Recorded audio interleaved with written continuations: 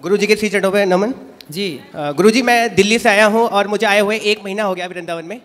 गुरुजी कारण ये रहा कि मेरी जो धर्मपत्नी है मेरे साथ में है। ये छोटी छोटी गुरुजी हर परिवार में छोटी छोटी बातें होती हैं और अपने घर बता देती है। और हमारी जो सासू माँ है गुरुजी वो उस बात का बतंगड़ बना के पेश करती है।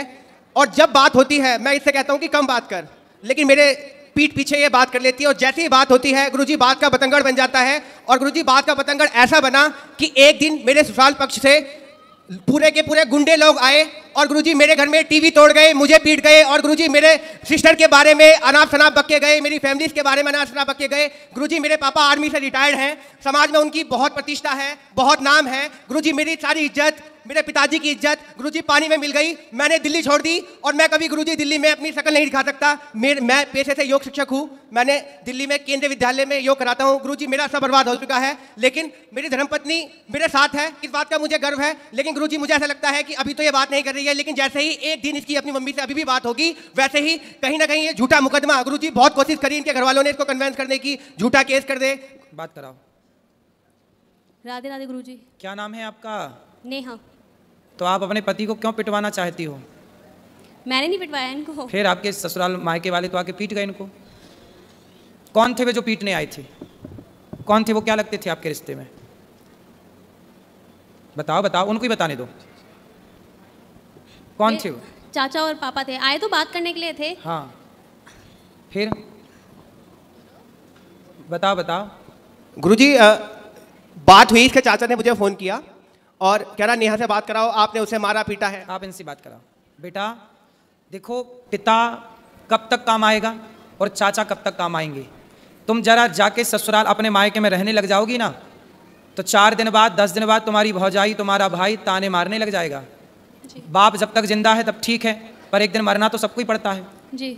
फिर कौन सी भौजाई रह पाई अपने, कौन सी ननद रह पाई आज तक अपनी भौजाई के पास कि तुम रह लोगी? तुम्हारा भाई है जी गुरुजी। तो भौजाई के साथ सदा गुजार लोगी जीवन?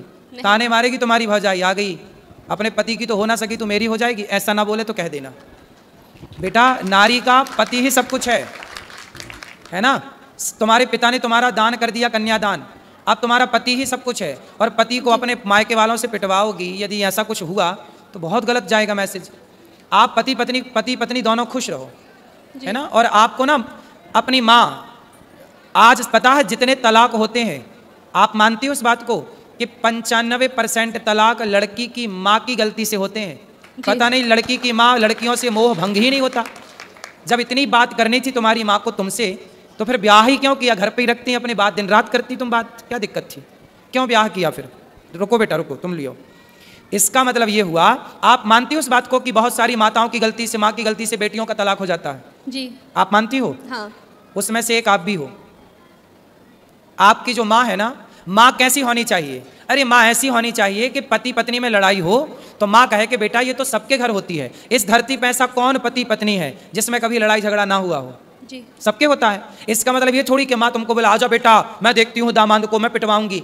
अरे माता सती अपने पिता के घर चली गई थी, दक्ष प्रजापति के घर, और वहां पर देखा कि मेरे पति का अपमान हो रहा है, तो माता सती सहन ना कर पाई। एक अच्छी स्त्री वो होती है जो कभी अपने पति का अपमान ना करती ना कराती। वो कैसी पत्नी जो अपने पति को अपने पिता और अपने चाचा से पिटवाए? तुम्हारे पिता बिल्कुल धर्म का ज्ञान नहीं रखते क्या? अनपढ़ है क्या? अरे दामाद का पांव पूजा है, जिसका मंडप के नीचे पांव पूजा है, उसे मारने का सोच भी कैसे सकते हैं? थोड़ा रिश्तों में मर्यादा भी तो रखनी चाहिए ना बेटा। ऐसे थोड़ी गुस्सा तो हाथ किस पे उठा रहे हैं ये भी तो सोचना चाहिए भाई। दामाद के पांव पूजे जाते हैं मंडप के नीचे, चाचा ने भी पांव पूजे होंगे, और आज वो चाचा के मार के चला गया, तुम्हारे कारण तुम्हारा पति पिट गया, तो क्या ये तुम अच्छी नारी का परिचय दे रही हो? ऐसे रिश्ते नहीं बेटा। देखो पति सर्वोपरि है, स्त्री के लिए बताओ, स्त्री के लिए माँ बाप भी सर्वोपरि है, माँ भी सर्वोपरि है, ठीक है, पर अब तो आपका विवाह हुआ तो पति सर्वोपरि है ना जी। फिर तो आपके पति के साथ आपके परिवार वालों ने सही किया कि गलत किया? गलत किया। फिर आपने बोला नहीं उनको? आपने बोला नहीं अपने पिताजी अपने चाचा जी को कि तुम्हें शर्म नहीं आई? कितने साल हो गए शादी की? बात कराओ। 3 साल होंगे अभी 14 नवंबर को। 3 साल में ही पति को कुटवा दिया, गलत किया ना बेटा तुमने। ऐसे समझा दो अपने पिता को और अपने चाचा को, बोले ये जो तुम्हारी ताकत हमारे पति को मारने के लिए लग रही है ना, ये दीन दुखी की सेवा में लगाओ, कुछ दीन दुखी को भोजन पानी कराओ, ताकत है। रावण जैसों की लंका जल गई बेटा। ताकत घमंड तो रावण का नहीं चला। तो बोल देना अपने चाचा को और अपने पिता को, जी गुरुजी। है ना, कि मेरे पति को आप सुनो, आपका धर्म है कि आपको पति की तरफ खड़े होकर बोलना चाहिए, चाचा मेरे पति की तरफ आंख उठा के मत देख लेना, ये आपका धर्म कहता है। ठीक है। ठीक है, तो आप किसके साथ हो? माँ के पक्ष के पति के साथ? इनके साथ। तो पति आपके शराब पीते हैं? नहीं। गलत है?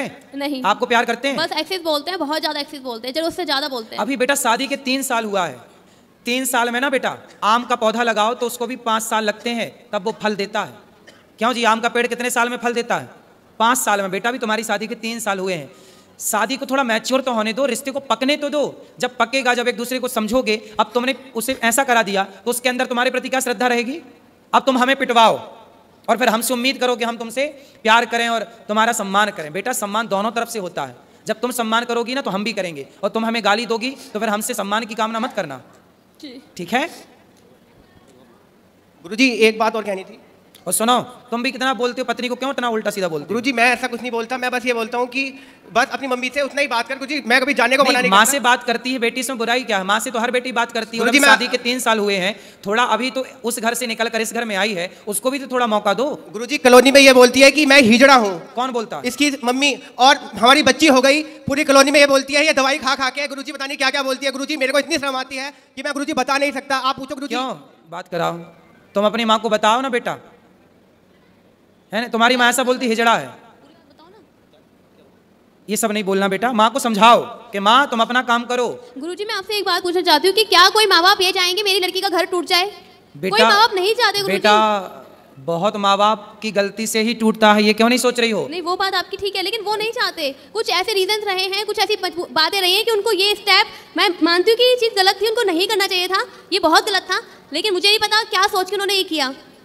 लेकिन आप इस बात से एग्री हो ना हो, 95% तलाक भारत में लड़कियों के माँ बाप की गलती, और माँ बाप अपनी बेटी को सही गाइड नहीं करते। कई बार क्या होता है मैं आपको बताऊं जी, पति पत्नी में लड़ाई होती है ना, पत्नियां भाग जाती है मायके, फिर पति फोन लगाता, अच्छा सॉरी हम अब तुमसे बात करेंगे, गलती हो गई, अब नहीं तुम्हें डांटेंगे, नहीं बोलेंगे। माँ बोलती है नहीं, दामाद तो नाक रगड़ता हुआ आएगा तब भेजूंगी। अब दामाद आता है तो माँ फिर भी नहीं भेजती। अब बताओ ये माँ की गलती है? हाँ ये गलती है, लेकिन ऐसी बहुत माएँ हैं इस धरती पे।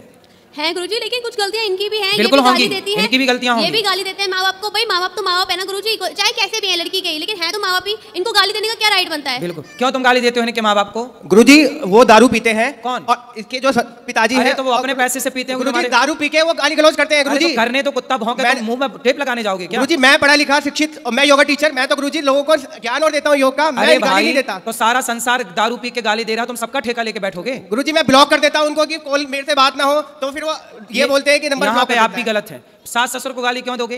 भाई सास ससुर पत्नी के माता पिता आपके भी माँ बाप हैं। जितने आपके लिए आपके माँ बाप प्रिय हैं, ऐसे उतने ही उस लड़की के लिए उसके माँ बाप प्रिय हैं। इसलिए हर लड़की को अपने माँ बाप से प्यार है, हर लड़के को अपने माँ बाप से प्यार है, इसमें बुराई क्या है? और आप कौन होते हैं उनके माँ बाप को गाली देने वाले? नहीं गुरुजी मैंने कभी स्टार्टिंग में कभी कुछ नहीं बोला।